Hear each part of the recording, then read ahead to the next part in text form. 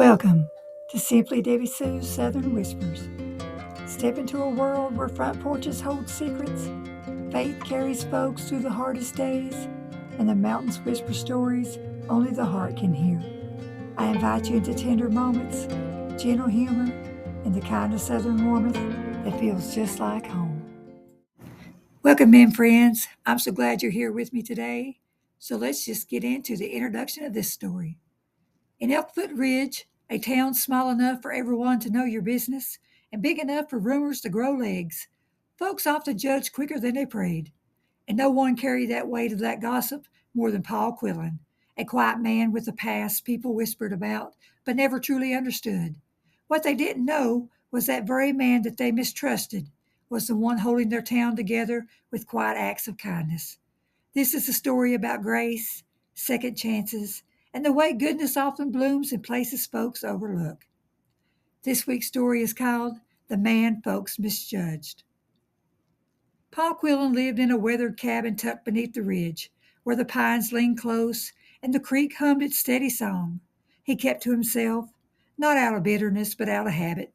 Life had taught him that silence was safer than explaining a past folks wouldn't believe anyway. He walked into town each morning with his hands in his pockets and his hat pulled low. People nodded politely, but their eyes lingered a little too long. Elkfoot Ridge was kind, but it was also curious, and curiosity often turned into gossip. Paul Quillen's trouble, some said. He's hiding something, others whispered. Mark my words, that man's past ain't clean. Paul heard it sometimes. He never argued. He just kept walking. What folks didn't see, or didn't bother to, was the quiet goodness Paul carried like a lantern. When Mrs. Count's widowed and frail found her porch steps rotting, Paul replaced them in the early dawn, leaving before she woke. She thought angels had done it. Paul never corrected her. When the church pantry ran low, Paul left sacks of flour, beans, and canned peaches at the back door. Pastor Hensley suspected him, but Paul always shook his head and walked away. When the school furnace sputtered out one cold morning, Paul fixed it before the children arrived, slipping out the side door unnoticed. He didn't do it for praise. He didn't do it for redemption. He did it because kindness was the one thing he knew how to give. Down at Miller's diner, gossip flowed easier than sweet tea. I saw Paul sneaking around the church last night, one man said. He's up to no good, another said. Folks like him don't change, another muttered. Paul sat at the counter sometimes, sipping coffee quietly while the whispers swirled around him. He never defended himself. He learned long ago that people believed what they wanted to believe. But Pastor Hensley watched him with thoughtful eyes, and little Annie Miller waved at him every time he walked by.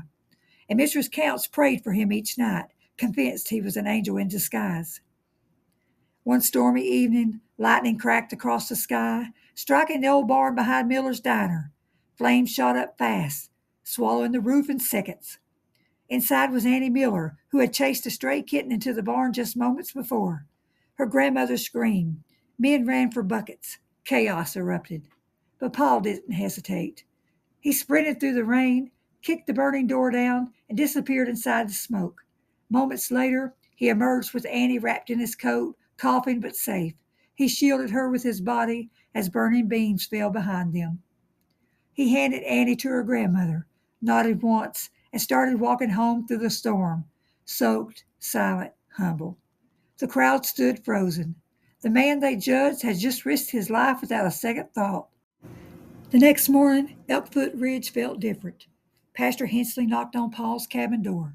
Son, he said gently, folks are talking, but this time it's gratitude. Paul looked down. I didn't do it for attention.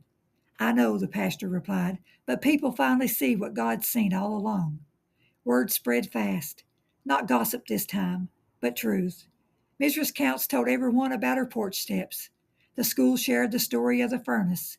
The church pantry revealed its secret benefactor. And the Miller family called Paul their hero. Elkfoot Ridge began to see him not as a shadow, but as a blessing.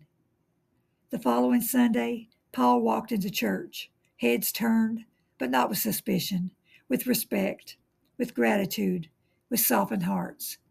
Mistress Counts squeezed his arm. Children waved like he was a legend. Pastor Hensley smiled from the pulpit. Sometimes, the pastor said, the folks we judge the hardest are the ones carrying the most goodness. And sometimes, the person we misunderstood is the very one God sends to bless us. Paul bowed his head, tears warming his eyes. For the first time in years, he felt seen, truly seen. And Elkfoot Ridge, once quick to judge, learned to look deeper and love better. So the reflection of this story is, this story reminds us that grace often works quietly, through hands that help in secret, hearts that forgive without fanfare, and souls who chose kindness even when the world misunderstands them.